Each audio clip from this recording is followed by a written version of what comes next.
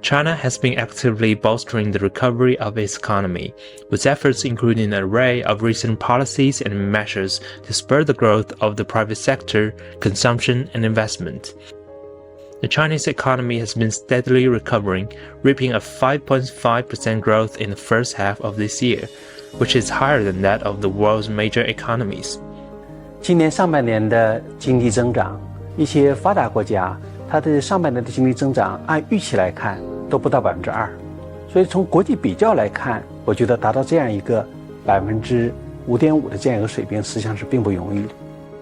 China on Tuesday unveiled a series of detailed measures, including tax reductions and cutting red tape to boost the private economy after a general guideline was released last month. The country has also rolled out 20 measures to spur the consumption of items and services, including new energy vehicles, home appliances, electronics, and catering. 那今年上半年呢，上汽通用50的整体销量突破了66万台。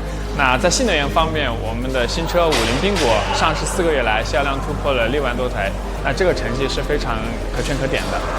那在出口方面呢，我们的上半年累计出口突破了9万多台，同比增长了28%。We have always invested into China, and we have continued that. For us, we go where the market is. We will continue to invest in China because China is such an amazing place in the world to grow essential oils, that the plants for essential oils that benefit the world.